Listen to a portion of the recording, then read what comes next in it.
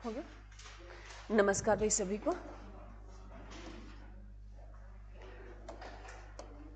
सभी बच्चे जय मां सरस्वती का नाम ले भी।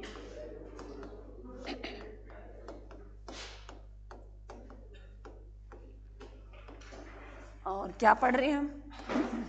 हिस्ट्री पर। हिस्ट्री में हमारा क्या चल रहा है मेरे बच्चों? मौर्योत्तर काल चल रहा है।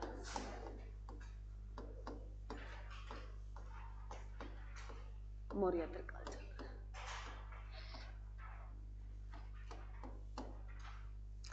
मौर्योत्तर काल में हमने जो अभी तक कर लिया है मेरे बच्चों, मौर्योत्तर काल में जो मौर्य वंश था, मौर्य वंश में मैंने तुम्हें बताया, अगर इसका टाइम पीरियड अगर तुमसे पूछ लिए, मौर्योत्तर काल का टाइम पीरियड जो चलेगा मेरे बच्चों, जो 200 BC से ये 300 ईस्वी तक चलेगा। 300 ईस्वी तक चलेगा। 200 BC से ये 300 ईस्वी तक चलेगा। और जो ये है, मैंने तुम्हें बताया भी, जो मौर्य वंश चल रहा था तो उसके साथ साथ छोटे छोटे राजा भी पनप रहे थे। जैसे जैसे मौर्य वंश कमजोर होना शुरू हुआ तो उन राजाओं ने अपनी पावर दिखाई और उनको जो है उनका विनाश करके और अपने साम्राज्य की स्थापना कर ली थी। और मौर्योत्तर काल में हम दो प्रकार के पढ़ते हैं, एक तो ब्राह्मण जो है राजा है और एक जो अन्य राजा है। ब्राह्मण वंश जो है उनमें से हमने कौन सा किया था? कौन सा? पहले सुंग वंश पढ़ा। कौन सा वंश पढ़ा? सुंग वंश पढ़ा। सुंग वंश के बाद कौन सा पढ़ा? कण्व वंश पढ़ा। ये आपसे सीक्वेंस पूछ सकता है, जैसे मैंने तुम्हें बताया ये से पूछ सकता है। और कण्व वंश के बाद हमने कौन सा पढ़ा? सातवाहन वंश पढ़ा। सातवाहन वंश पढ़ा। सातवाहन वंश के बाद कौन सा पढ़ा? शंख वंश पढ़ा। इतना हमने कल पढ़ लिया था मेरे बच्चों, इतना हमने पढ़ लिया था। सुंग वंश का याद रखना, पुष्यमित्र सुंग याद रखना तुम्हें। पुष्यमित्र सुंग जो थे उसके जो शासनकाल में दो ये इन्होंने दो, एक तो अश्वमेध करवाए थे, दो जो किसको? राजा को चुनौती देने के लिए करवाया जाता है। और एक इसके समकालीन रहे थे मनु, और कौन रहे थे? पंतजलि रहे थे। पंतजलि से जैसे मैंने बताया, पंतजलि जो यूनिवर्सिटी बनने जा रही है वो कहाँ बनने जा रही है मेरे बच्चों? हरिद्वार में बनने जा रही है। हरिद्वार कहाँ पड़ता है? उत्तराखंड में पड़ता है। अब उत्तराखंड का नाम बदलकर क्या कर दिया गया? उत्तरांचल कर दिया गया। और उत्तरांचल की राजधानी क्या है? देहरादून है। देहरादून है, याद रखना। क्लियर है मेरे बच्चों? उसके बाद अगर बात करें, इसमें तो तुम्हें पूछे ये चार बातें, चार बातें मैंने तुम्हें बताई है, ये याद रखनी है। कण्व वंश का तुम्हें संस्थापक याद रखना, नहीं रखोगे तो इसमें कोई मोटी बात नहीं है। सातवाहन वंश में क्या रखोगे? सातवाहन वंश का एक तो ये मातृस्थात्मक समाज था, दूसरा सातवाहन वंश ने क्या चलाए थे? शिष्य के सिक्के चलाए थे। ये एग्जाम में क्वेश्चन बहुत बार आया। उसके बाद शंख वंश जो ये पूरे ईरान से आए थे ये लोग, और इन्होंने साम्राज्य की स्थापना की। उसके बाद अन्य जो राजाओं में पढ़ेंगे हम चेदी वंश पढ़ेंगे। क्या वंश पढ़ेंगे? चेदी वंश पढ़ेंगे। चेदी वंश में बच्चों, चेदी वंश में तुम्हें ज्यादा कुछ याद नहीं करना, बस इसके संस्थापक याद करना है। संस्थापक कौन है मेरे बच्चों? कौन है रे? ये पुराने बच्चे ये पढ़ के आए भी, पुराने बच्चों के पास है। पुराने बच्चे ऐसा ना करें, नए बच्चे हैं उनके लिए तो अलग बात है। कौन है? महामेघवाहन है। कौन है? महामेघवाहन है। मेघवाहन है। इसके संस्थापक कौन है? महामेघवान है। और उसके बाद जो है मेरे बच्चों हम बात करेंगे चेदी वंश में, सिर्फ एक संस्थापक ही तुम्हें ध्यान रखना है। और चेदी कहाँ पड़ता है मेरे को इतना कोई बच्चा बता सकता है? ये एक महाजनपद है। चेदी एक जनपद है ना, महाजनपद। अरे है या नहीं है? कौन सा बताओ रे, कहाँ पड़ता है इतना बता दो। ओडिशा में पड़ता है। कहाँ पड़ता है? ओडिशा में। नहीं, ओडिशा में हमने पढ़ाई नहीं, महाजनपद ओडिशा में नहीं पढ़ा, यूपी में पड़ता है। कहाँ पड़ता है? यूपी में पड़ता है मेरे बच्चों। नेक्स्ट लिखो, कुषाण वंश।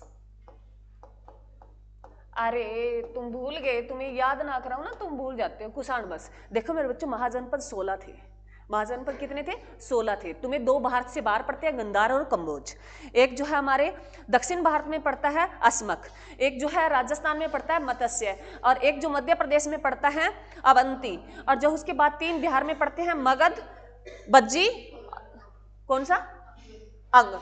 ये 3 पढ़ते हैं किसमें? बिहार में। बाकी सारे पढ़ते हैं, एक कुरु जो पढ़ता है वो हमारे हरियाणा में आ जाता है। पहले हरियाणा जो किसका हिस्सा था? यूपी का हिस्सा था। ठीक है, तो बाकी 8 जितने बच गए, कौशल है, चेदी है, ये सारे कहाँ पढ़ते हैं? यूपी में पढ़ते हैं। तुम्हें बाहर वाले याद रखने, बाकी तुम निकाल ही दोगे, ठीक है, क्लियर है? कुषाण वंश मेरे बच्चों सबसे शक्तिशाली अगर वंश पूछे, लिखो मौर्योत्तर काल का, मौर्योत्तर काल का सबसे शक्तिशाली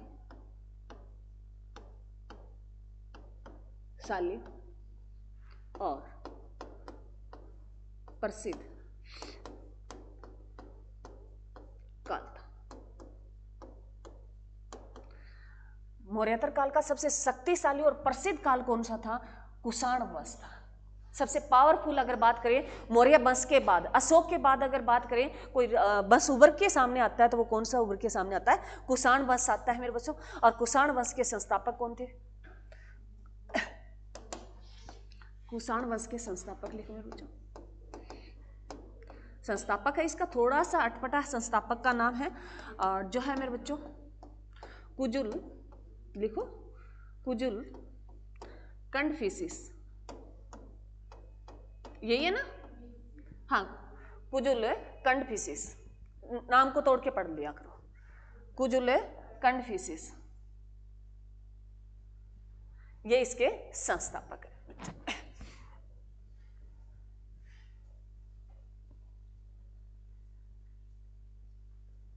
क्लियर मेरे बच्चों? अगर बात करें कुषाण वंश के सबसे शक्तिशाली और प्रसिद्ध शासक की, लिखो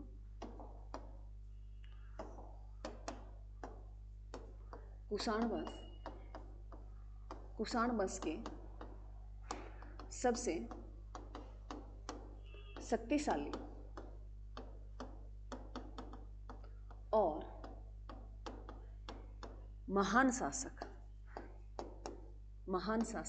या प्रसिद्ध शासक या प्रसिद्ध शासक कनिष्क था मेरे बच्चों। कौन था? मैं अलग कलर से लिख देती हूँ इसको, कनिष्क था मेरे बच्चों।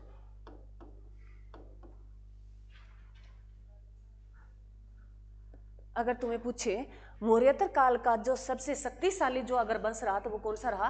कुषाण वंश रहा। और कुषाण वंश में अगर सबसे पावरफुल अगर राजा पूछे तो कनिष्क रहा था।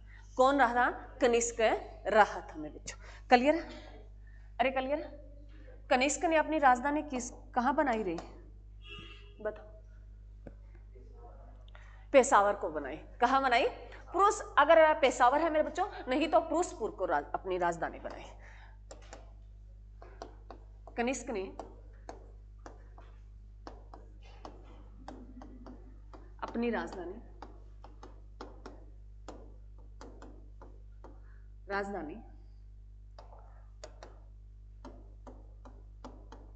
पुरुषपुर को बनाई। पुरुषपुर को पेशावर भी कहते हैं, पेशावर को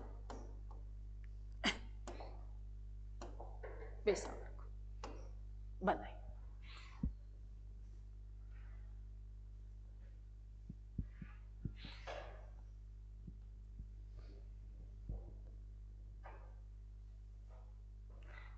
कर लिया मेरे बच्चों? चलो आगे देखो। ये कहते हैं भी कनिष्क ने, जैसे अगर आपने ध्यान से सुना होगा तो मैंने जब बौद्ध संगीतियाँ तुम्हें करा रही थी तो चौथी बौद्ध संगीति की अगर बात करें तो किसने दी थी चौथी बौद्ध संगीति? वो कनिष्क ने दी थी। किसने दी थी? चौथी बौद्ध संगीति अगर पूछे किसके शासनकाल में हुई थी? कनिष्क के शासनकाल में हुई थी। कौन सी? चौथी बौद्ध संगीति। चौथी बौद्ध संगीति जो हुई थी मेरे बच्चों, हाँ बौद्ध संगीति, वो किसके शासनकाल में हुई थी? कनिष्क के। और पूछे ये कब हुई थी मेरे बच्चों? चौथी बौद्ध संगीति अगर टाइम पीरियड तुमसे पूछे तो ये 78 ईस्वी में हुई थी। 78 ईस्वी में हुई। 78 ईस्वी ना दे के कई बार तुम्हें ऑप्शन में दे देगा या प्रथम शताब्दी में हुई थी, प्रथम शताब्दी में हुई थी। ऑप्शन में तुम्हें 78 ईस्वी भी दे सकता है और ऑप्शन में 78 ईस्वी ना देके वो क्या देगा? प्रथम शताब्दी में हुई थी। कौन सी? चौथी बौद्ध संगीति हुई थी। और कहाँ हुई थी मेरे बच्चों? चौथी वन संगीति पूछे तो कहाँ हुई थी? ये कुंडल वन में हुई थी। कुंडल वन में हुई थी। और कुंडल वन कहाँ पड़ता है मेरे बच्चों? जम्मू कश्मीर में पड़ता है। कहाँ पड़ता है? जम्मू कश्मीर में पड़ता है। और इसके अध्यक्ष कौन थे?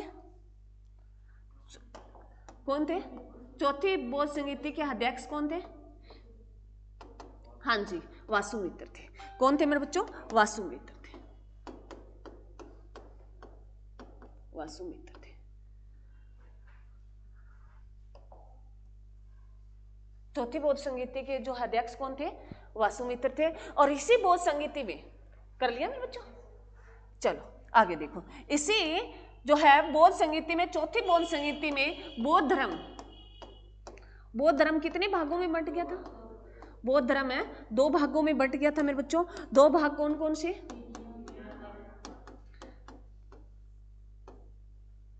हीनयान और महायान। हीनयान और महायान किसमें कौन बंट गया? बौद्ध धर्म बंट गया। हीनयान कौन से लोग थे? बताओ बताओ। अब तो जो काफी नए बच्चे, जो किसकी मूर्ति पूजा को मानते थे, जो बौद्ध धर्म की कहते हैं, मूर्ति बना के उसकी पूजा करते थे, हीनयान लोग। और महायान लोगों ने कहा, क्या कहा भी हम तो उसकी मूर्ति पूजा नहीं करेंगे, हम उसके बताए हुए विचारों के हिसाब से चलेंगे। जैसे मैंने तुम्हें बताया भी, अगर मान लो हम जैसे शिव लगा लो, हम शिव भगवान जैसे हनुमान जी है हमारे इधर उधर आसपास ही, हम इनको ज्यादा मानते हैं। तो हमने देखो मेरे बच्चों क्या होता है भी, मैं ये नहीं कहती तुम धूप पूजा मत करो, करो, तुम्हारी इच्छा है, तुम मान लो कर सकते हो, उस बहाने से हम मालिक की आराधना कर सकते हैं, परंतु तुम उनके विचारों पर चलो। जैसे हनुमान जी के विचार रहे, हम जैसे पढ़ते हैं, अगर रामायण देखी होगी, पढ़ी होगी, तो हनुमान जी क्या था? राम भक्त। क्या था मेरे बच्चों? राम भक्त। वो पूरे दिन जब भी उसको टाइम मिलता वो अपनी समाधि मार के बैठ जाता और राम राम करता रहता। तो उनके विचारों पे चलो, तुम वो नाम जपो ना कि मेरे बच्चों आरती और धूप पूजा करो। मेरा ये थॉट कहता है, मेरा मानना है, पूजा से कुछ नहीं होता जब तक हम उसका जाप नहीं करेंगे। कहीं भी तुम जाते हो, जब तुम सफर कर रहे हो, मैंने तुम्हें बताया भी, तुम बैठे हो, तुम्हारा मन उतना उदास हो, मान लो कोई भी चीज है, तो तुम अपने जिस मालिक को मानते हो उसका बार बार जाप करो। जाप करोगे तो तुम्हारे जो है, एक तो अनलेस दो थॉट आते हैं, बहुत ज्यादा विचार आते हैं माइंड में, वो कम धीरे धीरे कम होने शुरू हो जाएंगे। दूसरा, तुम्हें शांति महसूस होगी, खुद को तुम रियलाइज करोगे।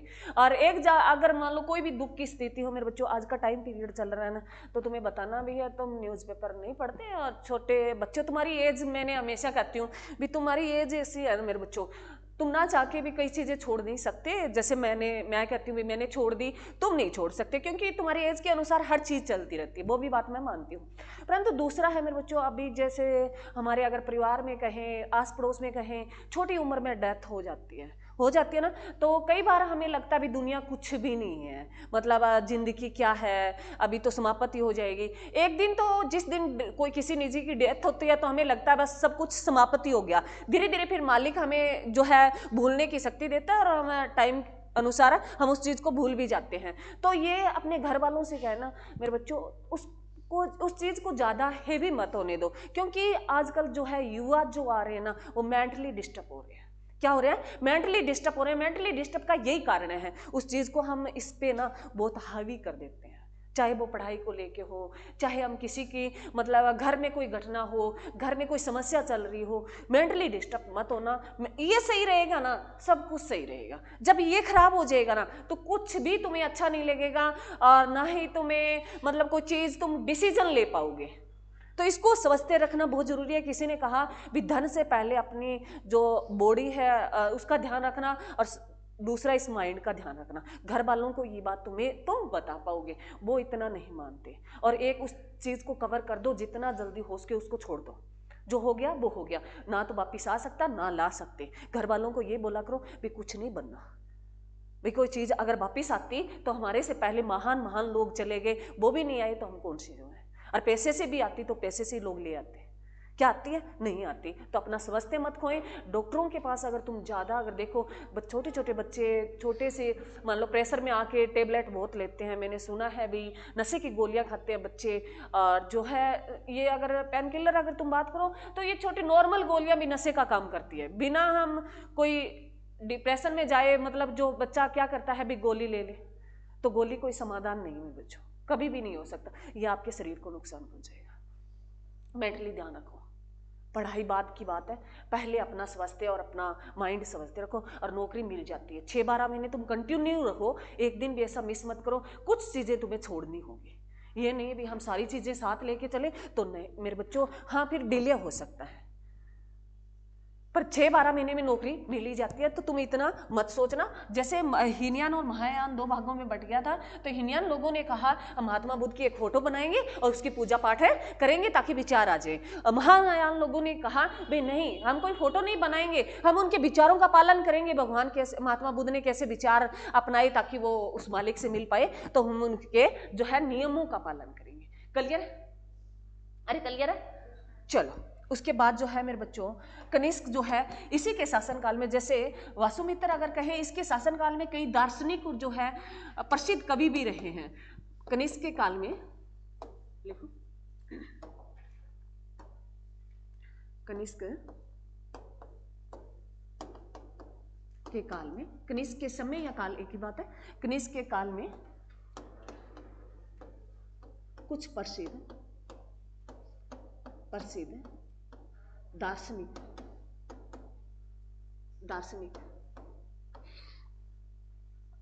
और लेखक या कवि रहे हैं, जिनके नाम मैं लिखूंगी। आपने लगभग उनकी पुस्तकें पढ़ रखी है। एक तो वासुमित्री हो गया, जो चौथी बौद्ध संहिता का क्या करता है, अध्यक्षता करता है, जिसमें हम एक का नाम लिखे तो वासुमित्र है। दूसरा मेरे बच्चों असो मेगा क्या, असो घोष है मेरे बच्चों, असो घोष है, जिसकी कौन सी पुस्तक है बताओ। उसके बाद अगर बात करें, एक चरक नाम का वेद है, राजवेद है, एक चरक नाम का राजवेद है। एक और है, कौन सा है मेरे बच्चों, कौन सा है, पार्श्व है, एक पार्श्व नाम का व्यक्ति है। 4 है, लिखो।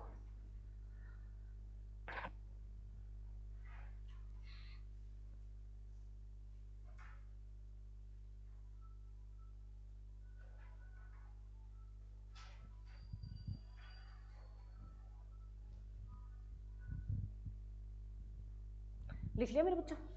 तो मैंने वासुमित्र तो तुम्हें पढ़ाई दिया है, जो किसका अध्यक्ष था,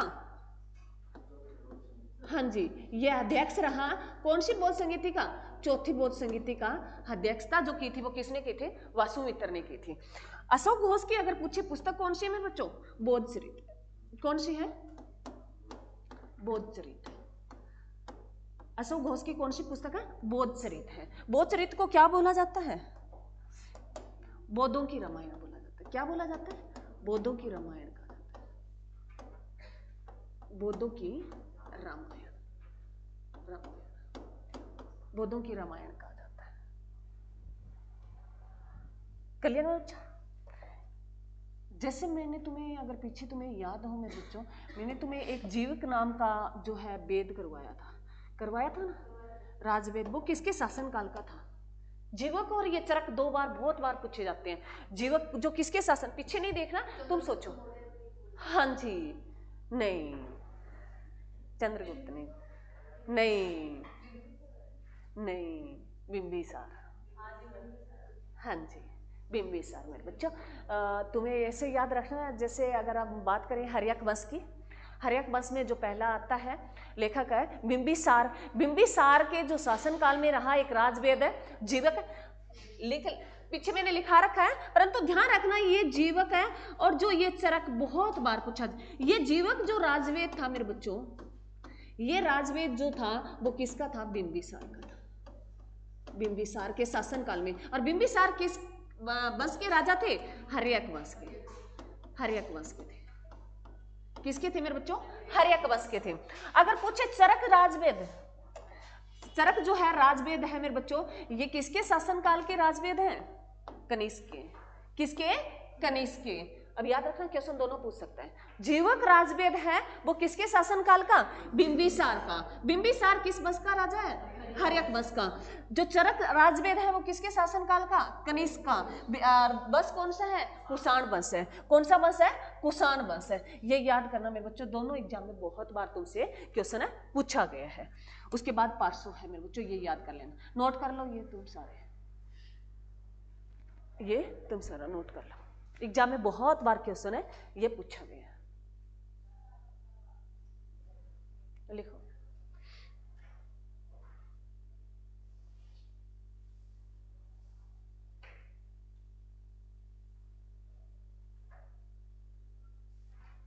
चरक ने एक पुस्तक भी लिखी थी मेरे बच्चों, चरक संहिता लिखी थी। चरक ने एक वह पुस्तक भी लिखी है, चरक संहिता लिखी है। चरक संहिता जो पुस्तक लिखी है वो किसने लिखी है? चरक ने लिखी है। चरक किसका राजवेद था? कनिष्क का था। और कनिष्क किस वंश का है? कुषाण वंश का है। और जो जीवक किसका जो है राजवेद था? बिंबिसार। और बिंबिसार कौन से वंश का राजा है? हर्यक वंश का है। याद रह जाएगा। चलो, अशोक घोष ने कौन सी पुस्तक लिखी? बौद्धचरित लिखी। बौद्धचरित को किसके क्या माना जाता है? बौद्धों की रामायण कहा जाता है। क्या कहा जाता है? बौद्धों की रामायण कहा जाता है। क्लियर? पहली बौद्ध संगीति कब आई? 483 बीसी में आई। 483 बीसी में क्या हो गया? महात्मा गांधी का, महात्मा बुद्ध का, गांधी का क्या, महात्मा बुद्ध का देहांत हो गया था। 483 ईसा पूर्व जो है मेरे बच्चों बीसी में किसका देहांत हो गया था?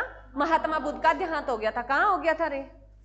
चल बताओ, महात्मा बुद्ध का देहांत कहाँ हो गया था?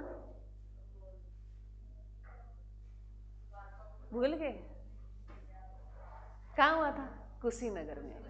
कहाँ हुआ था? कुशीनगर में। उसको क्या बोलते हैं? महापरिनिर्वाण। क्या बोलते हैं? महापरिनिर्वाण। भूलना नहीं है मेरे बच्चों। हिस्ट्री जितनी मैंने करवाई है, मैं अगर तुम्हें कहे तो 5 मिनट में मैं तुम्हें रिवीजन दे सकती हूँ। वैसे ही तुम्हें याद होनी चाहिए जैसे मैं बताती हूँ। इसको तो इसलिए रखती हूँ यहाँ भी कोई चीज मैं लेके आती हूँ एक्स्ट्रा, वो मैं भूल ना जाऊँ, ताकि मेरे सामने रही बच्चों को और कुछ पढ़ाना है। बाकी इसका मेरा कोई सहारा नहीं है। आज जो है मेरे बच्चों याद रखना, पहली बौद्ध संगीति कब? 483 में। 100 साल बाद फिर हुई 383 में दूसरी बौद्ध संगीति। पहली बौद्ध संगीति किसने करवाई?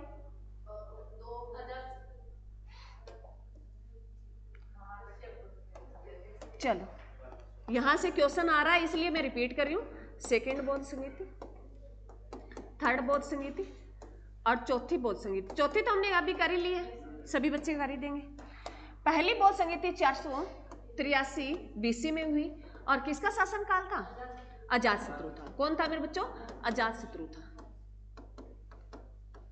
अजातशत्रु था। अध्यक्ष कौन था? महाकश्यप था।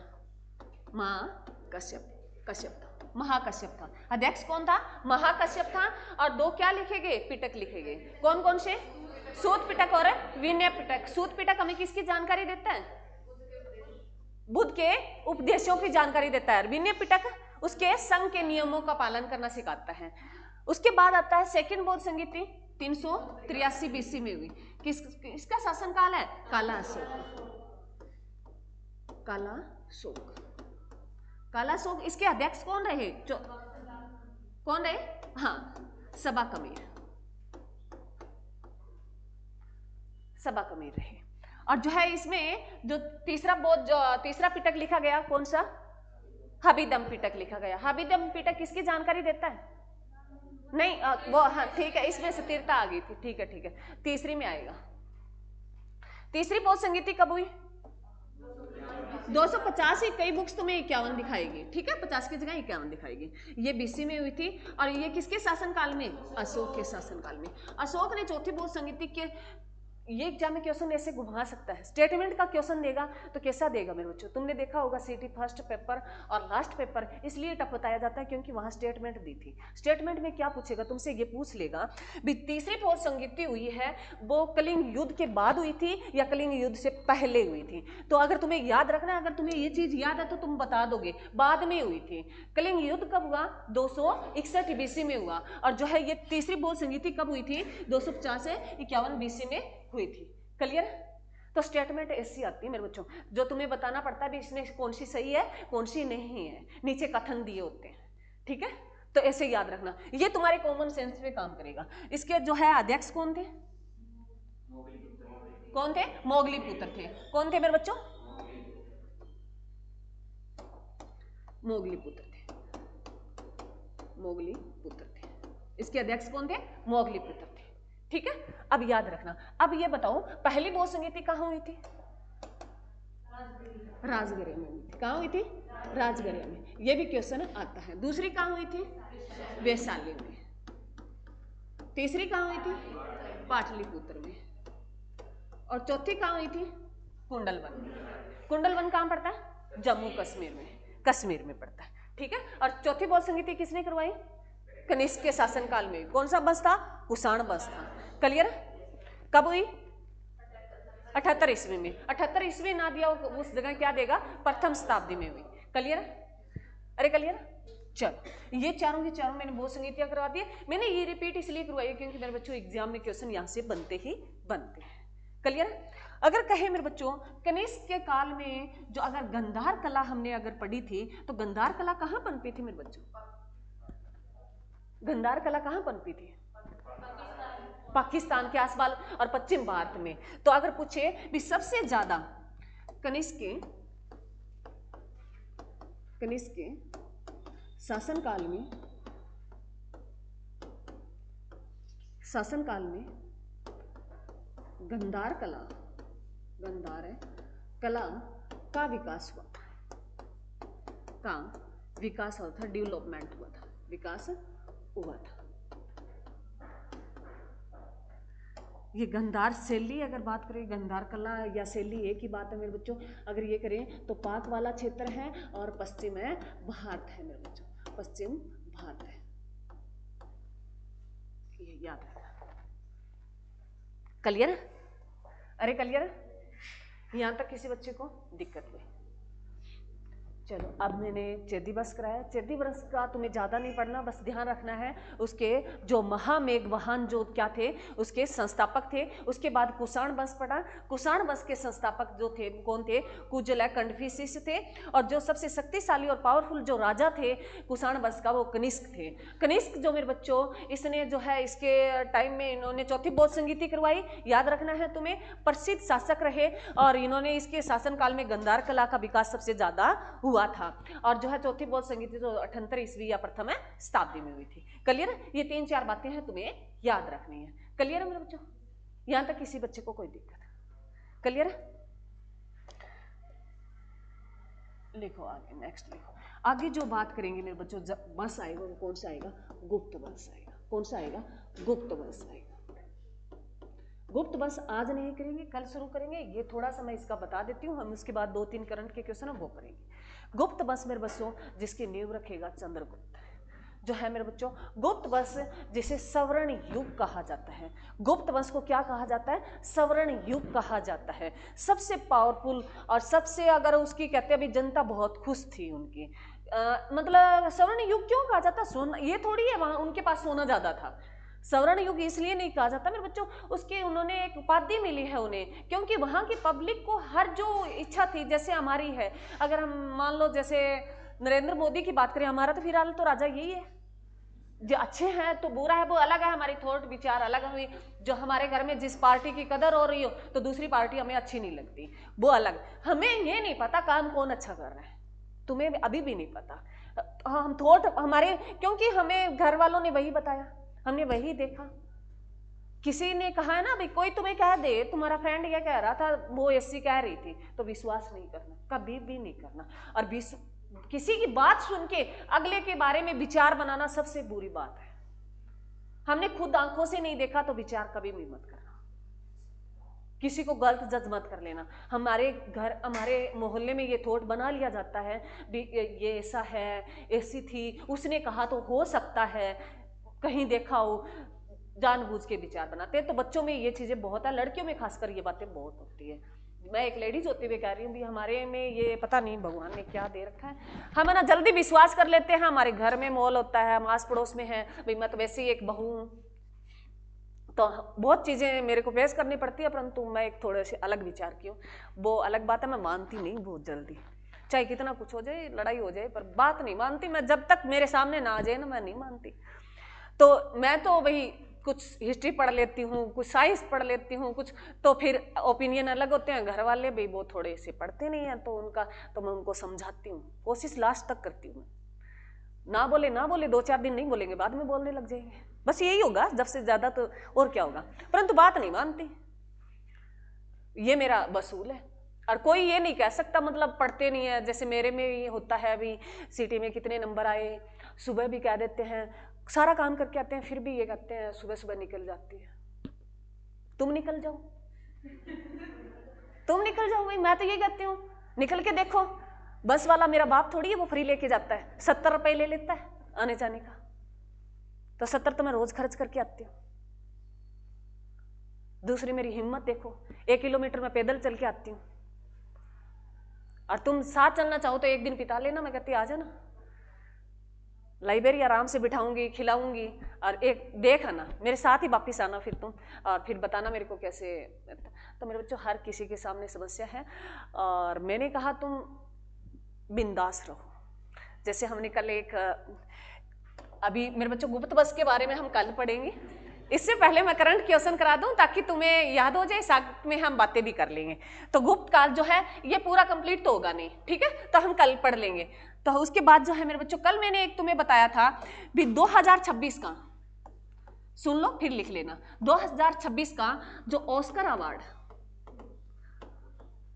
हाँ जी, अवार्ड की घोषणा हो चुकी है, भी किस फिल्म को मिलेगा। तो भारतीय मूवी जो है, भारतीय कौन सी मूवी फिल्म अगर बात करें तो कौन सी बताइए, कल मैंने होम बाउंड को मिलेगी। किसको मिलेगी मेरे बच्चों?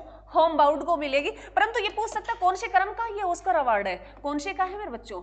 1980 नंबर का ऑस्कर अवार्ड है ये, ध्यान रखना। कौन सी फिल्म? होम बाउंड, हाँ जी, होम बाउंड। होम बाउंड जो मूवी है मेरे बच्चों, ये जो कौन सा अवार्ड, कौन से नंबर का क्रम का, ये 98 क्रम का है मेरे बच्चों, याद रखना। तो अगर पूछे तुमसे 97 वाला किसको मिला, तो ये तो 26 की बात हो रही है, 26 तो आया ही नहीं अभी तक, तो 97 वाला पूछ सकता है, क्या पता तुम्हारे पुराने वाला आ जाए, तो 2025 वाला पूछे। तो जो इसमें कौन से क्रम करा है? 97 क्रम करा है। किसको मिला? ओनारा फिल्म को मिला था। कौन सी? ओनारा। दोनों ही नहीं देखी, दोनों ही नहीं देखी ना, ओनारा फिल्म को मिला है। और वो है मेरे बच्चों, इसके निर्देशक पूछे होम बाउंड के, तो जौहर है, करण जौहर है, करण जौहर है। तो देखा ना, लड़कियों की एक्टिंग भी कर लेता है ना। हाँ, तो ये ओनारा फिल्म है मेरे बच्चों।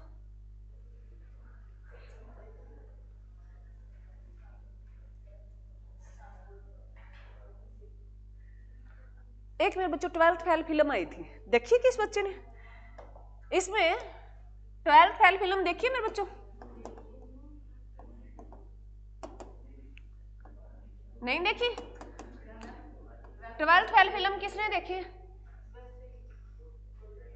अच्छी है, अच्छी है ना, मोटिवेशन मिलता है उससे। तभी तो मैं कहती हूँ रील मत देखा करो, फिल्म देख लिया करो, कोई बड़ी बात नहीं है। एक मूवी तो बनती है एक हफ्ते में, और तुम्हारा टाइम ज्यादा, तुम अगर टाइम मिलता है तो 2 मूवी देख लिया करो। तो 12th फिल्म, जो 12th फेल फिल्म थी मेरे बच्चों, इसको अवार्ड मिला हुआ है 71वें नंबर का राष्ट्रीय फिल्म पुरस्कार, राष्ट्रीय फिल्म अवार्ड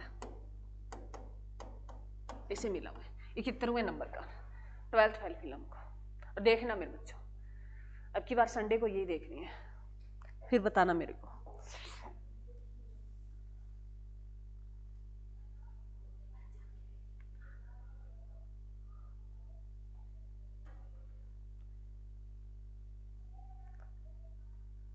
कल्याण मेरे बच्चों, उसके बाद अगर बात करें मेरे बच्चों, एक बिहार की बात कर लेते हैं। उसके बाद जो बात करनी है वो बड़ी बात है। बिहार में बच्चों, मैंने तुम्हें अगर याद हो तो, पुराने बच्चों को खासकर याद हो, मैंने तुम्हें बताया था बिहार, पहले तो बता दो यहाँ क्या हुआ, अभी हाल ही में इलेक्शन हुए हैं, इलेक्शन हुए हैं ना, किसके हुए हैं, लोकसभा या विधानसभा? सारे बच्चों की आवाज नहीं आई, अरे लोकसभा के तो सारे इकट्ठे होते हैं, तो कहाँ किसके हुए हैं मेरे बच्चों? विधानसभा,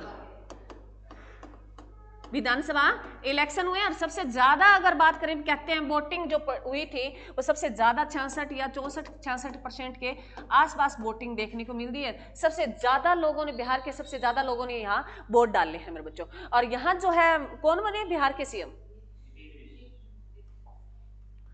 बिहार के सीएम कौन बने? नीतीश कुमार। और ये नीतीश कुमार कौन से नंबर के बने? सबसे ज्यादा बार, सबसे ज्यादा बार बनने वाले सीएम ये है।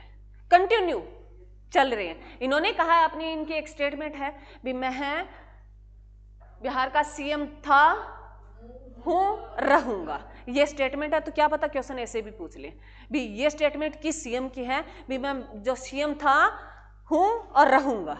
ठीक है, ये नीतीश कुमार की है मेरे बच्चों। और ये जो है मेरे बच्चों, इसमें सबसे ज्यादा इन्होंने सरकार जो है कॉमन बनाई है। बीजेपी पार्टी की सारी सीटें नहीं थी और इनकी पार्टी की नहीं थी, तो इनकी जो है क्या मिश्रण करके बनाया इन्होंने। ठीक है, गठबंधन जिसको बोलते हैं। क्लियर मेरे बच्चों? परंतु तुम्हें याद क्या करना, मेरे को ये तो पहले मैंने तुम्हें सारा लिखा दिया था इसके बारे में। मैंने को ये बताना था, मैंने तुम्हें एक दिन बजट का करवा रही थी, जैसे मैंने इकोनॉमिक्स करवाया तो मैंने बताया भी बजट जो 2000 है किसका आया था, 25-26 का बजट आया था। तो उसमें घोषणा की थी भी मखाना जो कारखाना खुलेगा सबसे बड़ा, वो कहाँ खुलने जा रहा है, बिहार में। कौन सा? मखाना। मखाना किसने देखा है? अरे व्हाइट कलर के आते हैं ना, जिसमें कहते हैं जो कैल्शियम वगैरह ज्यादा होता है, हल्के से होते हैं, 200 कहते 250 ग्राम आते हैं। 200 के आते हैं क्या 250 ग्राम? 250 के आते हैं, पता नहीं, इतने ही महंगे हैं वो, 200-250 के आसपास हैं। और सर्दियों में वैसे भी कहते हैं। तो मखाने देख रखे हैं, और रील में देखिए मखाने कैसे निकलते हैं, एक पपड़ी सी होती है पानी के ऊपर, उससे नीचे से वो निकालते हैं गुच्छे से। तो ये मखाना जो कारखाना में बच्चों, कारखाना जो बनने जा रहा है, कहाँ बनने जा रहा है? बिहार में बनना जा रहा है। ये तो बजट की बात है। बजट में बोला गया था 2025-26 का बजट आया, और कितनी लागत से? 600 करोड़ की लागत से, 600 करोड़ की लागत से बनने जा रहा है। ये पुराना क्वेश्चन है। परंतु यहां जो है अगर बात करें, अभी हाल ही की घटना है, अगर पूछे भी मखाना उत्पादन में, मखाना उत्पादन में अगर पूछे भी विश्व में सबसे ज्यादा अगर बात करें मखाना उत्पादन में, तो भारत प्रथम स्थान पे रहा है। भारत है फर्स्ट स्थान पे रहा है। और भारत में सबसे ज्यादा पूछे तो कहाँ है मेरे बच्चों? बिहार में। बिहार ये अंदर लिखा नहीं है मैंने, बिहार में सबसे ज्यादा जो है 80% भारत उत्पादन करता है मखानों का। 80% भारत है फर्स्ट स्थान पे रहा है मखाना उत्पादन में।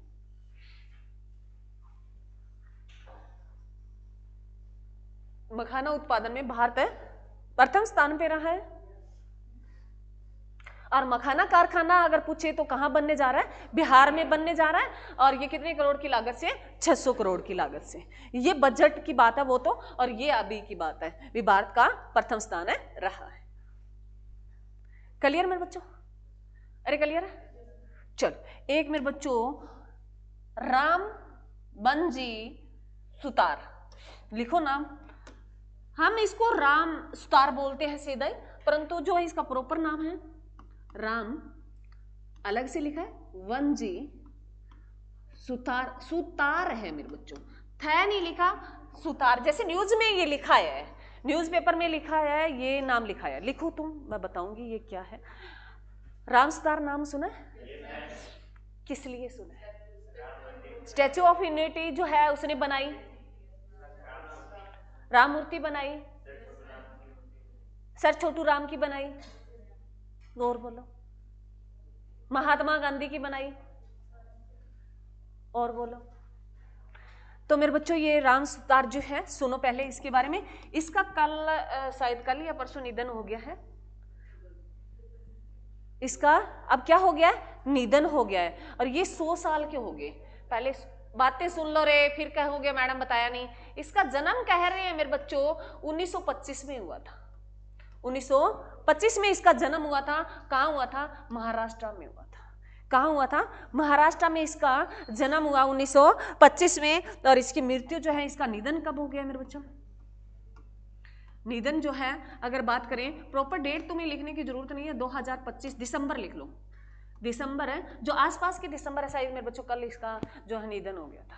कल निधन हो गया। कल वाली तारीख लिखो, कल कौन सी है? 18 दिसंबर। 18 दिसंबर लिख लो मेरे बच्चों। कल इसका 18 दिसंबर 2025 को इसका निधन हो गया था। 18 दिसंबर 2025 को निधन हो गया है किसका?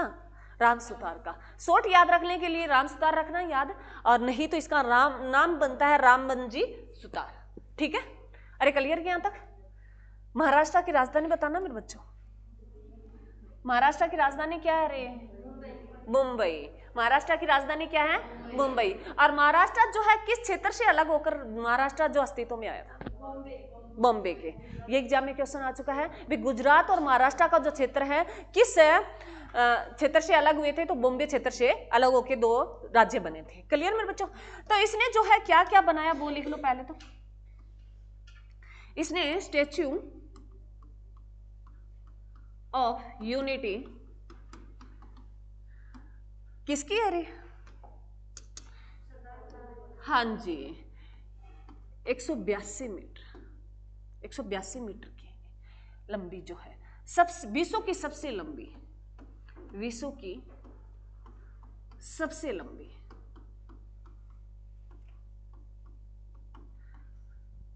किसकी बनाई है? किसकी है ये? सरदार वल्लभ भाई पटेल में बच्चों। किसकी स्टैचू है ये? सरदार वल्लभ भाई पटेल की है मेरे बच्चों। कहाँ लगी है? गुजरात में लगी। कहाँ लगी है मेरे बच्चों? गुजरात में।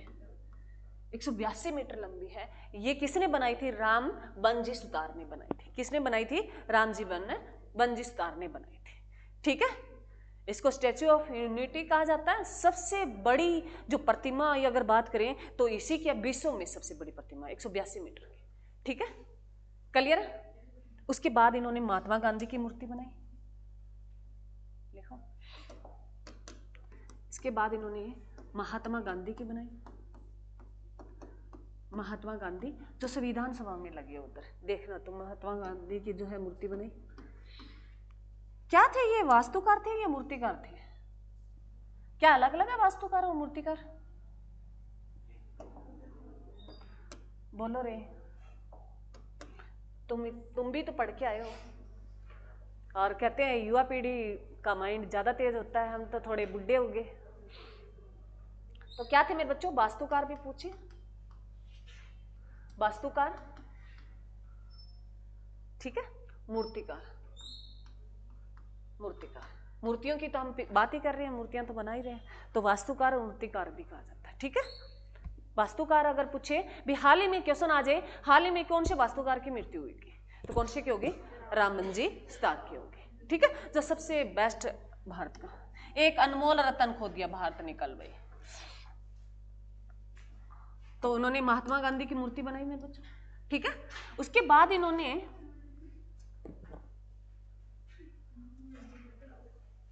छत्रपति शिवाजी की बनाई। छत्रपति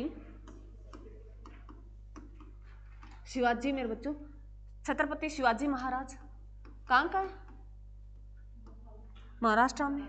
शिवाजी का जिक्र करेंगे, महाराष्ट्र का जिक्र आएगा। और घोड़े पे बैठे हुए, अरे घोड़ा नहीं लिखना, घोड़ा लिखना था मेरे बच्चों, मैंने क्या लिख दिया?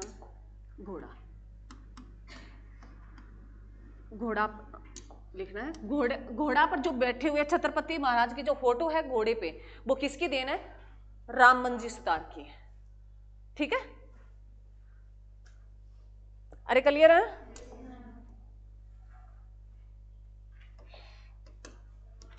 हरियाणा में बात करें, हरियाणा में एक फोटो है मेरे बच्चों, किसके हैं? सर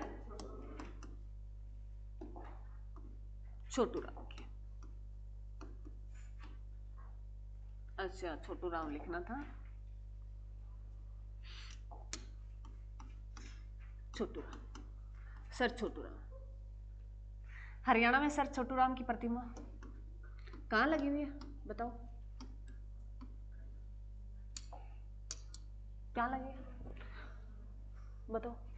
सुनो पहले तो, सर छोटू राम जो थे मेरे बच्चों, पहले सुनो, सारी कहानी सुनोगे तभी तुम्हें याद रहेगा। सर छोटू राम जिसे भाखड़ा बांध का जनक कहा जाता है, निर्माता कहा जाता है, पिता कहा जाता है। ठीक है, वही सर छोटू राम जो रोहतक के गढ़ी सांपला से थे, परंतु गढ़ी सांपला अलग है, गढ़ी अलग है। उसका नाम बदलकर सर छोटू राम नगर कर दिया गया। किसका नाम? गढ़ी सांपला का नाम बदलकर क्या कर दिया गया? सर छोटू राम नगर कर दिया है। और वही छोटू राम नगर में ही छोटू राम की प्रतिमा लगी है। छोटू राम नगर में किसकी प्रतिमा लगी है? छोटू राम की लगी है। गढ़ी लिख लेना मेरे बच्चों, गढ़ी। गड्डी सांपला याद रह जाएगा, इससे सांपला अलग है मेरे बच्चों, गड्डी अलग है, ठीक है, याद रह जाएगा। सांपला, सांपला ला लिखना है, हाँ सांपला। गड्डी सांपला से याद करोगे तो जोड़ के याद रह जाएगा, गड्डी है मेरा, उसका नाम क्या कर दिया, छोटू रामनगर कर दिया है, ठीक है। जिसे किसका जनक माना जाता है, भाखड़ा बांध का। कहाँ पड़ता है, कौन सी नदी के किनारे, सतलुज नदी के किनारे। भाखड़ा बांध कहाँ बना है, सतलुज नदी के किनारे। सारी बच्चे ऐसे बातें याद रखा करो। और जो है इन्होंने राम जो है उसकी मूर्ति बनाई, परंतु सबसे मोस्ट इंपॉर्टेंट है इसके बारे में तुम्हें ध्यान रखना है, इसे पद्मश्री भी मिला हुआ है। इसे क्या मिला हुआ है, पद्मश्री मिला, जो 1999 में मिला। पद्मश्री मिला 1999 में। सुनो क्या हो गया, चला गया मेरे बच्चे, यहाँ ना, चलो आ गया। चलो देखो मेरे बच्चों, पद्मश्री किसको मिला है, रामबन जी सुतार को मिला है। कब मिला है, 1999 में मिला है। इसे पद्म भूषण भी मिला है, पद्म भूषण भी मिला है, जो 2016 में मिला है। लिखो एक बार नोट कर लो, मैं सारी बातें बताऊंगी तुम्हें। 2016 में मिला है। तो एग्जाम में क्वेश्चन पूछ सकता है, भी रामबन जी सुतार की जो मृत्यु हुई है उसे कौन से अवार्ड मिले हुए थे। तो भारत के 4 सर्वोच्च अवार्ड होते हैं मेरे बच्चों।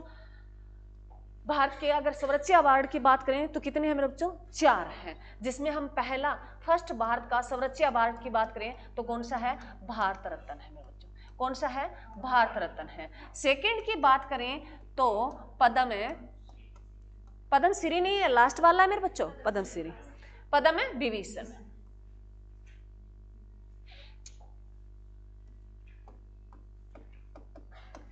और थर्ड की बात करें तो पद्म भूषण।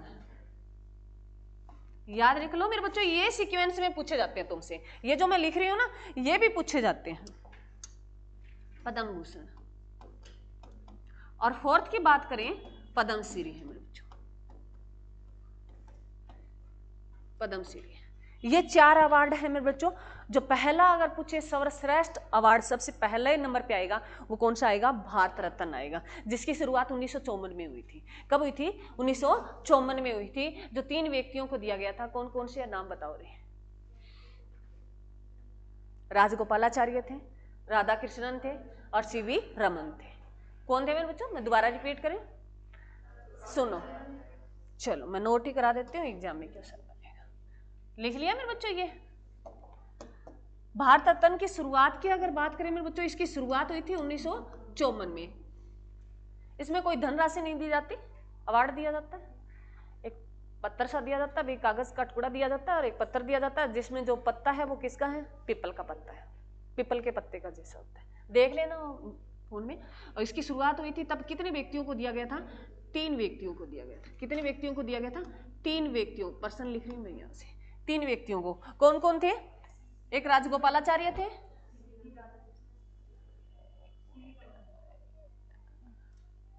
एक सीवी रमन थे, एक सर्वपल्ली राधाकृष्णन थे। तीनों मैं रिपीट कर रही हूं, राजगोपालाचार्य थे, सीवी रमन थे और राधाकृष्णन थे। सर्वपल्ली राधाकृष्णन जो टीचर डे मनाते हैं जिसकी याद में हम, राजगोपालाचार्य पहले हमारे अगर पूछे भारत के वायसराय, पहले वायसराय, पहले भारतीय वायसराय। और अंतिम कौन थे, माउंटबेटन थे। अंतिम कौन थे, माउंटबेटन। पहले भारतीय और अंतिम भारतीय भी पूछे तो कौन थे, राजगोपालाचार्य थे, जो कि इसको क्या मिला था, पहला भारत रत्न दिया गया था 1954 में। शुरुआत कर दी थी 55 में, इनको तीनों को मिला था। तो याद रखना कौन है, राजगोपालाचार्य, सर्वपल्ली राधाकृष्णन और सीवी रमन मेरे बच्चों। क्लियर है। उसके बाद मेरे बच्चों दूसरे अगर नेक्स्ट सर्वोच्च पुरस्कार की बात करें भारत की तो पद्म विभूषण है मेरे बच्चों, और तीसरे की बात करें तो पद्म भूषण है, और चौथे की बात करें तो पद्मश्री है मेरे बच्चों। तुमने देखा होगा ये अनाउंसमेंट होती है जब 26 जनवरी 15 अगस्त उनको दिया जाता है, तब इनकी अनाउंसमेंट होती है कितनों को दिया जाएगा। ठीक है, क्लियर है। तो ये सीक्वेंस में तुमसे पूछ लेता है भारत रत्न के बाद कौन सा अवार्ड मिलता है, और विभूषण के बाद कौन सा मिलता है, भूषण के बाद कौन सा मिलता है, श्री मिलता है। ठीक है, याद रह जाएंगे। और जो है, और ये जो अगर बात करें मेरे बच्चों 2024 में 2024 में अगर बात करें तो ये कितने व्यक्तियों को मिला है, सॉरी मेरे बच्चे 25 नहीं, 24 की बात करें तो ये 5 व्यक्तियों को मिला है। कितने व्यक्तियों को मिला है, 5 व्यक्तियों को। उन 5 व्यक्तियों को नाम लिखना चाहो लिख लो, मैंने बहुत बार लिखाया है। 5 व्यक्तियों में आता है, एक तो हाँ जी MS स्वामीनाथन आता है, जो हरित क्रांति के जनक माने जाते हैं, और उसमें PV नरसिम्हा राव मेरे बच्चों, चौधरी चरण सिंह, हाँ कर्पूरी ठाकरे जो बिहार के पूर्व CM रहे हैं, और हाँ लाल कृष्ण आडवाणी में। इसमें एक जीवित व्यक्ति था, कौन, लाल कृष्ण आडवाणी। 2000 सुनो पहले क्वेश्चन क्या है, 2024 में 5 व्यक्तियों को भारत रत्न दिया गया, जिसमें जीवित था वो लाल कृष्ण आडवाणी था, बाकी सभी को मरणोपरांत दिया गया है। तो ये दोनों प्रकार, जो जीवित है उसको भी दिया जा सकता है और मरणोपरांत भी दिया जा सकता है, याद रखना। जिसमें कौन है, जो है लाल कृष्ण आडवाणी जो जीवित है अभी तक, उनको दिया गया है, और जो है कर्पूरी ठाकरे जो बिहार के पूर्व CM थे। और ये जब दिया गया था तो संकेत दिया था भी ये इसलिए दिया गया है ताकि आगे बिहार में चुनाव होने हैं और BJP चुनाव जीत जाएगी, लोगों की थिंकिंग कहती है। पहले ही सरकार आई थी दे देती। कर्पूरी ठाकरे तो बहुत पुराने पूर्व CM है, भारत रत्न तो दिया ही जाता है, तो पहली वाली सरकार दे देती। अरे सोचने वाली बात है भी, ऐसे अगर तुम पद्मश्री रत्न, तुम जैसे छोटी अगर देखते हो रील वगैरह तो उसमें देखा होगा, बहुत गरीब जो है उन्होंने अच्छे काम किए उनको दिया जाता है, तो उनसे क्या संकेत मिलता है, जनता खुश होती है भी, उनसे ये मिल रहा है। उन लोगों को क्यों उठा रहे हैं, गरीब तबके से। अरे मतलब बोलना नहीं चाहिए, हर कोई खाता है। मैं ये नहीं कहती BJP सरकार अच्छी है कांग्रेस गंदी है, दोनों ही अच्छी है, हर कोई चाहे। ये पीछे नीली भगत होते हैं, हमें आगे बढ़ाया जाता है। जैसे तुम अगर बात करो मेरे बच्चों, अगर मैं तुम्हें कहूँ जैसे हम नौकरी पा जाओ, चलो तुम ग्रुप D में सिलेक्शन हो गया, तो ग्रुप D C वाले तुम्हें क्या बोलेंगे, ग्रुप D वालों को कहेंगे अरे तुम्हें कौन सी सैलरी मिलती है, ये तुम्हारे पे अत्याचार हो है। जैसे पेंशन का अगर पेंशन बात करें तो उसमें ये कहेगा तुम हड़ताल करो, तुम्हें आगे कर देंगे C ग्रुप वाले, भी तुम्हारा खर्चा ही नहीं चलेगा, तुम्हारे पैसे काट लेंगे, तो D वाले आगे हो जाएंगे। जैसे अभी हाल ही में हुआ है डॉक्टरों में, जो ये कर्मचारी थे, सफाई कर्मचारी थे और जो छोटे लगे हुए थे, उनको आगे कर दिया डॉक्टरों ने। तो जो मार खाई कुटीजे आगे, वो कौन कुटीजे, छोटे कर्मचारी। बड़े थे तो बड़ों ने तो मार ही नहीं खाई, उनको तो पहले ही पैसे ज्यादा मिल रहे थे, उन्होंने छोटों को कर दिया। और हम सोचते हैं भी हमें, अरे जो अगर तुम्हें पड़ेगा हर जाना, सबसे ज्यादा बड़ों पे मार पड़ेगी। हमेशा याद रखना, जब भी तुम भी जाओगे इस जॉब में, मैं तुम्हें हकीकत बताती हूँ मेरे बच्चों, जब भी तुम जॉब में जाओगे तो तुम्हें ना ऐसे बताया जाएगा, वहां तुम्हें बड़े बड़े जो होते हैं ना, हर पोस्ट बड़ी होती है, तो वो ये तुम्हें पे अत्याचार करेगा। कोई भी पोस्ट लगा लो, तुम्हारे अत्याचार तुम्हें सहन करना ही होगा, आदत डालनी होगी। तो वो ये कहेगा तुम्हारा क्या है, तुम चले जाओगे, तुम्हारे पास ऐसे ही है, तो तुम ये सोचोगे हम पर ही सब कुछ अत्याचार हो रहा है। नहीं हो रहा है मेरे बच्चों, बड़ों पे सबसे ज्यादा हो रहा है। अगर कोई चीज़ है इंक्वायरी होती है तो बड़ों पे सबसे ज़्यादा होती है, छोटों को इतनी मार नहीं पड़ती, क्योंकि छोटों को सरकार को भी पता है इनको सैलरी इतनी मिलती है।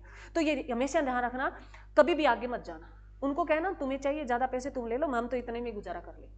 तो कभी भी ऐसा कोई भी तुम्हें अगर मान लो मिले, जैसे क्या कर देते हैं, सरकार का घेराव कर देते हैं, जैसे मुख्यमंत्री निवास जो स्थान होता है उसका घेराव कर देते हैं, तो उनको किया जाता है, ए ग्रुप वाले बी वालों को भड़काएंगे, बी वाले सी को भड़काएंगे। जैसे मैंने तुम्हें कहा, जैसे अगर हमें MPC की बात करें, ये जो है किसानों वाली, क्या क्या है मेरे बच्चों, हाँ MSP वाली मिनिमम है स्पोर्ट्स प्राइस, भी हमें न्यूनतम जो है कीमत दीजिए। तो ये क्या था, किसानों को भड़काया गया, जिसके पास किले ही नहीं थे, जिसके पास जमीन ही नहीं थी, जो है मान लो ठेकेदार जो है खेती करता है ठेके पे लेके, उनको भड़काया गया भी तुम्हारा कुछ नहीं होगा, अगर MSP नहीं मिली तो तुम तो उजड़ी जाओगे। बड़े किसानों ने भड़काया, किसने भड़काया, बड़े किसानों ने, और छोटे किसानों को आगे कर दिया। बड़े किसान तो अच्छे स्कॉर्पियो में जाते मेरे बच्चों, उनके पास कनाडा के डॉलर आते, वो खा पी के मस्ती करके आ जाते। छोटे किसान बेचारे भूखे रह जाते भी, कहना जिसके पास जो मतलब कहते हैं ना भी इस बॉडी से पावरफुल होता है, वो तो आगे लड़ झगड़ के भी खा लेता है, और जो कमजोर होता है वो सोचता है तेरे पास ही कोई खाना आ जाए देने के लिए। तो खाना मेरे बच्चों ऐसे नहीं मिलता, कई चीजें हमें छीननी भी पड़ती है, हमें छीननी भी पड़ती है। तो जो मेरे बच्चों किसका लॉस हुआ, जो छोटे किसानों को लॉस हो गया, बड़े फिर जीत गए। और जो है मैंने तुम्हें यूरिया का बताया सब्सिडी सबसे ज्यादा मार कौन खाता है, यही खाते हैं। तुम ऐसे कभी भी मत जाना, कुछ भी नहीं बनना, सरकार बदलेगी करेगी तो ऐसे ही कर देगी, नहीं तो सरकार अपनी मर्जी। इसका तंत्र बहुत लंबा होता है, सरकार के हाथ है बहुत लंबे होते हैं, बहुत बड़े बड़े कांड तुमने देखे होंगे, कुछ नहीं बनना, कुछ बना कुछ नहीं बनना। और ये करप्शन हम मतलब हाँ हम 100% करप्शन नहीं, मतलब ये नहीं कह सकते, अगर तुम ये कहो हम 100% करप्शन रहित हैं तो नहीं हो सकते मेरे बच्चों। कई जगह ऐसी होती है जो हमें करना पड़ता है, कुछ ना कुछ करना पड़ता है, तो परंतु हम सुधार कर सकते हैं धीरे धीरे। आने वाले कई सालों में सुधार दिखेगा, अभी तुरंत नहीं दिखेगा। हम ये सोचते हैं हम 5 रुपए का ही कोई मान लो ऐसा घोटाला नहीं करेंगे, और तुम जिस फील्ड में जाओगे मैं बता दूंगी तुम्हें 1 साल 2 साल 3 साल जिस मॉल में रहते हैं उसका रंग चढ़ ही जाता है, चढ़ता है ना, अरे रंग चढ़ता है नहीं चढ़ता, चढ़ ही जाता है। ये तुम मानो या ना मानो, परंतु तुम्हें ध्यान रखना है, तुम्हें मारपीट में आगे नहीं आना, उनको ही करना है। ये बात गांठ बांध लेना, हमेशा तुम्हें ही भड़काएगा। अगर तुम छोटी पोस्ट पे हो, बड़ी पोस्ट पे चले गए तो कोई दिक्कत ही नहीं है, छोटी पोस्ट पे रहे तो तुम्हें ही भड़काया जाएगा और तुम्हें ही आगे किया जाएगा, ठीक है। तो ये ध्यान रखना मेरे बच्चों, ये पॉलिसी होती है, तंत्र है आगे का। मैंने तुम्हें बहुत आगे का सिस्टम बता दिया है, तो याद रखना। तो जो है बंजी राम सुतार को कौन से अवार्ड दिए गए थे? पद्म श्री दिया गया था। कब दिया गया? 1999 में। और पद्म भूषण से सम्मानित किया गया कब मेरे बच्चों? 2016 में। और जो हाल ही में डेथ होगी जो 18 दिसंबर 2025 को 100 साल की हो गई थी, जिसने स्टैचू ऑफ यूनिटी लिखी, जो गुजरात में है, उसकी सबसे बड़ी प्रतिमा है किसकी है? सरदार है वल्लभ भाई पटेल की। अब तुम मेरे बच्चों बता दो, तुम जो सरदार वल्लभ भाई पटेल को सरदार की उपाधि किसने दी थी? किसने दी थी मेरे बच्चों? कहाँ रह गया? अच्छा ये आ गया। सरदार की उपाधि दी वल्लभ भाई पटेल को, वो किसने दी? बारदोली की महिलाओं ने, बारदोली की महिलाओं ने दी थी, महिलाओं ने। याद रखना एग्जाम में क्वेश्चन पूछा गया है भी सरदार वल्लभ भाई पटेल को जो है सरदार की उपाधि दी थी, वो किसने दी थी? बारदोली की महिलाओं ने दी थी। क्लियर मेरे बच्चों? चलो, एक मेरे बच्चों इसके नाम पे डैम भी बना है, बना ना, सरदार सरोवर डैम। लिखो, तुम बोलते नहीं हो, पुराने बच्चे तो बिल्कुल नहीं बोलते हैं, क्या दिक्कत है तुम्हें? सरदार है सरोवर डैम, बांध मेरे बच्चों जिसको बोलते हो, बांध। अरे बांध देखा हुआ तुम्हें? लगभग देखा हुआ बांध, जो मेरे बच्चों नदियों में जब बनाया जाता है, भाई कोई बिजली के प्रबंध के लिए बनाता है, या कोई पानी रोकने के लिए, इधर उधर नहरें निकालने के लिए, कई इसके होते हैं मेरे बच्चों।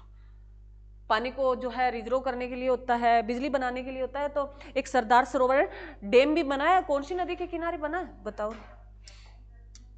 सरदार सरोवर अगर बांध पूछे तो कौन सी नदी? नर्मदा नदी है ना? हाँ जी, नर्मदा नदी, नर्मदा नदी पे बना है। सरदार सरोवर डैम जो है किस नदी पे बना है? नर्मदा नदी। तो नर्मदा नदी के साथ एक नदी और आती है मेरे जो ताप्ती नदी, जो दोनों कहाँ बहती है? ये अरब सागर में गिरती है।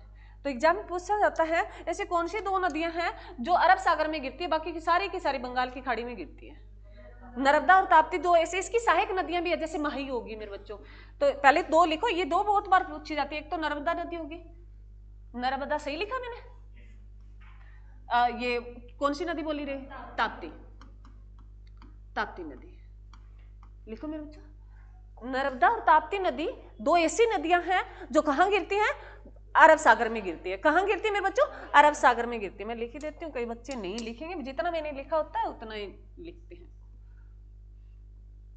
अरब सागर में गिरती है, अरब सागर में गिरती है मेरे बच्चों। बाकी जितनी भी नदियां हैं, सुनो, तुम्हें कॉमन सेंस कैसे काम करना होता है। तुम्हें सपोज करो, मान लो क्वेश्चन आ गया भी बंगाल की खाड़ी में कौन सी नदी गिरती है, उसमें 2 नदी तो ये दे दी, नर्मदा और ताप्ती, उसके अलावा एक नदी और दे दी, और एक ऑप्शन दे दिया इनमें से कोई नहीं। तो तुम कैसे निकाल सकते हो? तुम्हें 2 पता है भी नर्मदा और ताप्ती तो अरब सागर में ही गिरती है।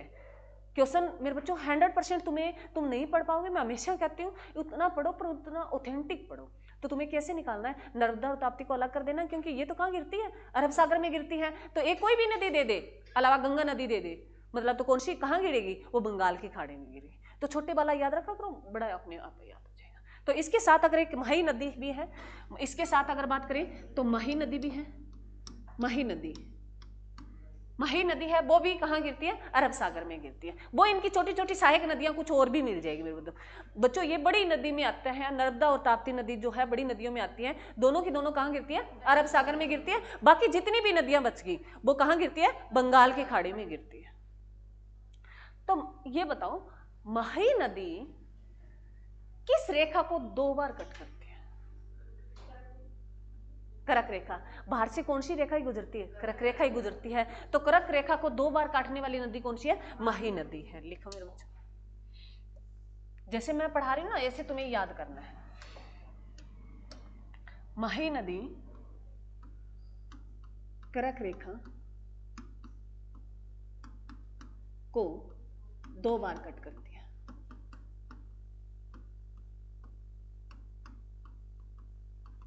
दो बार कट करती है। तो एग्जाम में क्वेश्चन बहुत बार पूछा गया है। कर्क जो रेखा को, कर्क रेखा हमारे भारत के कितने राज्यों से गुजरती है?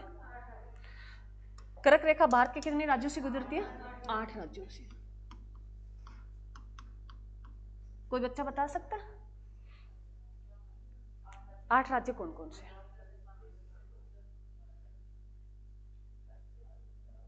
गुजरात, राजस्थान, मध्य प्रदेश, झारखंड, छत्तीसगढ़, त्रिपुरा, वेस्ट बंगाल। नहीं जाती वेस्ट बंगाल से? अरे कहाँ, उसके सामने ही आएगा त्रिपुरा, तभी तो पहुंचेगी वो। आगे कितने हो गए? राजस्थान हो गया, गुजरात हो गया, मध्य प्रदेश हो गया, झारखंड हो गया, छत्तीसगढ़ हो गया, वेस्ट बंगाल हो गया, त्रिपुरा हो गया। एक और रह गया, कौन सा रह गया? नागालैंड। आंध्र प्रदेश कहाँ है मेरे बच्चा? नीचे रह गया आंध्र प्रदेश। देखना तुम, ये ना सुनो, ये हम कोई बात नहीं, कभी और जिक्र आएगा तब और कर लेंगे। ये मैंने तुम्हें बता दिया 7 के लगभग हो गया। एक और देख लेना, तुम मानचित्र देखना, ऑथेंटिक जानकारी वो तुम्हें देगा। मानचित्र से देखना वो रेखा किन किन राज्यों से जा रही है, वहां तुम प्रॉपर सीख पाओगे। यहाँ मेरा ये कोई पोर्शन नहीं है, मेरा सब्जेक्ट नहीं है, मैं तुम्हें फिर भी इनकी जानकारी दे रही हूँ ताकि तुम जोड़ पाओ उस चीज को। तो ये जो है मेरे बच्चों, कर्क रेखा कितने राज्यों से गुजरती है? 8 राज्यों से गुजरती है। मानचित्र देख के आना, कल मेरे को प्रॉपर 8 बताना, हम लिख लेंगे। ठीक है, क्लियर है? कर्क रेखा को कौन सी नदी 2 बार काटती है? मही नदी। मही नदी कौन सी अरब सागर में गिरती है, बंगाल की खाड़ी में? अरब सागर में गिरती है। इनके साथ और कौन सी 2 नदियां? नर्मदा और ताप्ती नदी। नर्मदा नदी के किनारे कौन सा डैम बना है? सरदार सरोवर डैम बना है। कहां बना है? कहां पड़ता है रे? गुजरात में। कहां पड़ता है? गुजरात में पड़ता है। क्लियर है बच्चों? इतना पढ़ा क्लियर है? कोई किसी बच्चे को कोई किसी प्रकार का डाउट हो? क्लियर है? तो ऐसे पढ़ा करो जैसे मैंने पढ़ा। इससे क्वेश्चन और भी निकल रहे थे। अब मैं राज्य बताती, फिर उसकी राजधानियां बताती, फिर कोई और बात, तो क्वेश्चन जुड़ते जाते हैं। तो ऐसे तुम्हें पढ़ा करो। ठीक है, कोई भी चीज आ जाए जो उसको बार बार रिपीट करोगे तो तुम्हें। अरब सागर कहाँ पड़ता है? भारत के किस साइड में पड़ता है? कौन सी साइड पड़ता है? पश्चिम साइड पड़ता है? दक्षिण पश्चिम?